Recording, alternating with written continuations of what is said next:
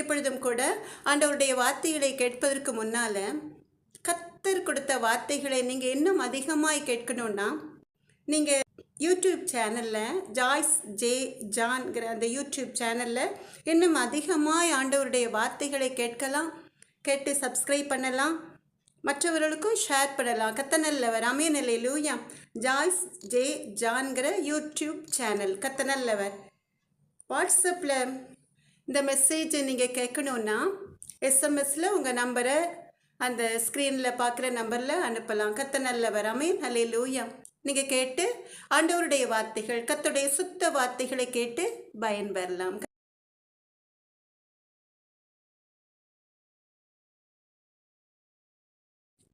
எனக்கன்பான தேவ ஜனமே, இஸ்ரவேலின் பெருமந்தை 2024 வருடம் செப்டம்பர் மாதம் வரைக்கும் நம்மை அருமையாய் பாதுகாத்த நம் தேவாதி தேவனாகிய கர்த்தர் இன்றைய நாளிலும் கூட கர்த்தருடைய அன்பு பிள்ளைகளுக்கென்று சின்ன செய்தியின் மூலமாய் கர்த்தருடைய வார்த்தைகளை பகிர்ந்து கொள்ள இருக்கிறார்.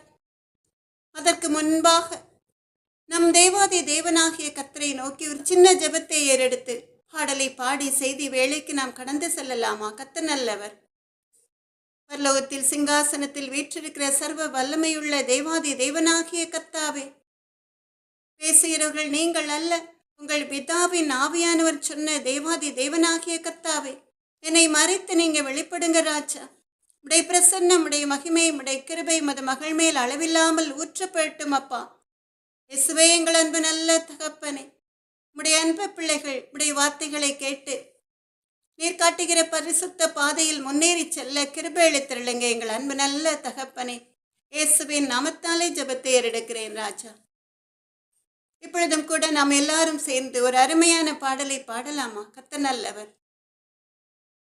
தூய ஆவியே போவாருமே எங்கள் மத்தியிலே, அசைவாடுமே அசைவாடுமே எங்கள் வாழ்விலே, உடைத்திடுமே ஒரு மாற்றுமே புது வாழ்வு தாருமே, மறுபடி பிறந்திட என்னை மறுரூபமாக்குமே, பாவங்கள் போக்கி பரிசுத்தமாக்கி ஆவியில் நடத்துமே. தூயாவியே இப்போ வாருமே எங்கள் மத்தியிலே, அசைவாடுமே அசைவாடுமே எந்தன் வாழ்விலே, உடைத்திடுமே ஒரு மாற்றுமே பொது வாழ்வு தாருமே, கலங்கிய வாழ்க்கையே தெளிந்திட செய்யுமே, தேற்றிடும் என்னை ஆற்றிடும் என்னை நலமாய் வாருமே. தூயாவியே இப்போ வாருமே எங்கள் மத்தியிலே, அசைவாடுமே அசைவாடுமே எந்தன் வாழ்விலே, உடைத்திடுமே ஒரு மாற்றுமே புது வாழ்வு தாருமே, பகைமைகள் மாற்றுமே மனக்கசப்புகள் நீக்குமே,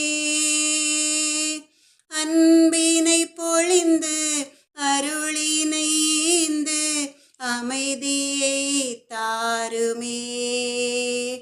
தூயாவியே இப்போ வாருமே எங்கள் மத்தியிலே, அசைவாடுமே அசைவாடுமே எந்தன் வாழ்விலே, உடைத்திடுமே ஒரு மாற்றுமே பொது வாழ்வு தாருமே, ஆவியின் கொடைகளால் இப்போ என்னை நிரப்புமே, கனிகளை கொடுத்து நன்மைகள் செய்ய என்னை நிரப்புமே. தூயாவியே இப்போவாருமே எங்கள் மத்தியிலே அசைவாடுமே அசைவாடுமே எந்தன் வாழ்விலே உடைத்திடுமே உருமாற்றுமே புது வாழ்வு தாருமே. எனக்கு அன்பான தேவ ஜனமே, இஸ்ரவேலின் பெருமந்தை, இன்று கூட நம் தேவாதி தேவனாகிய கர்த்தருடைய அன்பு பிள்ளைகளுக்கென்று கொடுத்த வேத வசனம் யோவான் 3வது அதிகாரம் 5வது வசனம். யோவான் 3வது அதிகாரம் 5வது வசனம். இயேசு பிரதியுத்தரமாக, ஒருவன் ஜலத்தினாலும் ஆவியினாலும் பிரபாவிட்டால் தேவனுடைய ராஜ்யத்தில் பிரவேசிக்க மாட்டான் என்று மெய்யாகவே மெய்யாகவே உனக்கு சொல்கிறேன் என்று சொல்கிறார். யோவான் 3வது அதிகாரம் 5வது வசனம். இயேசு பிரதியுத்தரமாக, ஒருவன் ஜலத்தினாலும் ஆவியினாலும் பிரபாவிட்டால் தேவனுடைய ராஜ்யத்தில் பிரவேசிக்க மாட்டான் என்று மெய்யாகவே மெய்யாகவே உனக்கு சொல்கிறேன் என்று இயேசு சொல்கிறார். அருமையான வேத வசனம், பல தேவனுடைய அன்பு பிள்ளைகளுக்கு விடை சொல்கிற வேத வசனம். அநேக தேவனுடைய பிள்ளைகளுக்கு திருமுழுக்கு ஞானஸ்தானம் அவசியமா என்ற கேள்வி எழும்பும். இங்கே ஏசப்பாவே அந்த கேள்விக்கு விடை சொல்கிறார். பரலோக ராஜ்யத்திற்கு போக வேண்டும் என்றால், பரலோகத்திலே கர்த்தரை பின்பற்றுகிற பிள்ளைகளுடைய ஆத்துமாக்களுக்கு ஒரு இடம் கிடைக்க வேண்டும் என்றால் திருமுழுக்கு ஞானஸ்தானமும் பரிசுத்த ஆவியானவரின் அபிஷேகமும் நிச்சயம் பெற்றிருக்க வேண்டும் என்று இயேசு சொல்கிறார். இதை குறித்துதான் ஒருவன் ஜலத்தினாலும் ஆவியினாலும் பிரபாவிட்டால் தேவனுடைய ராஜ்யத்தில் பிரவேசிக்க மாட்டான் என்று நம் தேவாதி தேவனாகிய கர்த்தர் சொல்கிறார். இது மறுபடி பிறப்பதை குறிக்கிறது. தாயின் வயிற்றிலிருந்து அல்ல, பாவத்திற்கு மரித்து நீதிக்கு பிழைப்பது. இதை குறித்துதான் மார்க்கு 1வது அதிகாரம் 4வது வசனத்திலே யோவான் வனாந்தரத்திலே ஞானஸ்நானம் கொடுத்து பாவ மன்னிப்புக்கென்று மனம் திரும்புதலுக்கேற்ற ஞானஸ்தானத்தை குறித்து பிரசங்கம் பண்ணிக்கொண்டிருந்தான் என்று பார்க்கிறோம். மார்க்கு 1வது அதிகாரம் 4வது வசனம். யோவான் வனாந்தரத்தில் ஞானஸ்தானம் கொடுத்து பாவ மன்னிப்புக்கென்று மனம் திரும்புதலுக்கேற்ற ஞானஸ்நானத்தை குறித்து பிரசங்கம் பண்ணிக்கொண்டிருந்தான் என்று பார்க்கிறோம். இங்கே அப்ப திருமுழுக்கு ஞானஸ்தானம் என்றால் யோர்தான் நதியிலே யோவான் அங்கு வந்த கர்த்தருடைய பிள்ளைகளுக்கு ஞானஸ்தானம் கொடுத்த பொழுது அந்த ஞானஸ்தானத்தை குறித்து அவன் சொல்கிறான், பாவ மன்னிப்புக்கென்று மனம் திரும்புதலுக்கேற்ற ஞானஸ்நானம் என்று. அப்ப நீங்கள் மரித்த பிறகு பரலோக ராஜ்யத்திற்கு போக வேண்டும் என்றால் மனம் திரும்புதல் அவசியம், பாவ மன்னிப்பு அவசியம். சில சகோதர சகோதரிகள் சொல்லலாம், நாங்கள் சிறு குழந்தைகளாய் இருந்த பொழுது ஞானஸ்நானம் பெற்றுக்கொண்டோமே என்று. அப்போ உங்களுக்கு நடக்க தெரியாது, பேச தெரியாது. ஏன் உங்களை உங்கள் பெற்றோர் ஃபாதரிடம் கொடுத்து அவர் உங்களை தண்ணீர் தெளித்து ஞானஸ்நானம் கொடுப்பார். அப்ப அந்த சிறு பிள்ளைக்கு, அந்த பச்சிளம் குழந்தைக்கு அம்மாவின் முகம் மாத்திரம் பட்சியமாயிருக்கும், பேச தெரியாது. அந்த சிறு பிள்ளைக்கு பாவம் ஏது பரிசுத்தம் ஏது என்றே தெரியாது. அப்படி இருக்கும் பொழுது அந்த சிறு பிள்ளைக்கு ஞானஸ்நானம் என்றால் என்ன என்று எப்படி தெரியும்? அப்ப பாவ மன்னிப்பு பெற்று மனம் திரும்பி ஞானஸ்நானம் பெறுவது திருமுழுக்கு ஞானஸ்நானம். அது அவசியமான ஒன்று. ஆனால் அதுவே வாலிப பிராயத்திலே ஞானஸ்நானம் எடுப்பது, திருமுழுக்கு ஞானஸ்நானம் எடுப்பது ஞானஸ்நானத்தின் அர்த்தத்தை அவனுக்கு தெரிய வைக்கும். நன்மை எது தீமை எது என்று அந்த வாலிப பிராயத்திலே அவனுக்கு நன்றாக தெரியும். அப்ப இந்த ஞானஸ்நானம் யோவான் சொன்னபடி பாவ மன்னிப்புக்கென்று மனம் திரும்புதலுக்கேற்ற ஞானஸ்நானம் என்று அவனுக்கு தெரியும். பரிசுத்தராம் இயேசுவே யோர்தான் நதியில் யோவானால் ஞானஸ்நானம் பெற்றார் என்று வேதத்திலே நாம் பார்க்கிறோம். எதற்காக? அவருடைய பிள்ளைகளாகிய நாம் அவரை பின்பற்றி ஜலத்தினாலே திருமுழுக்கு ஞானஸ்நானம் பெற வேண்டும் என்று.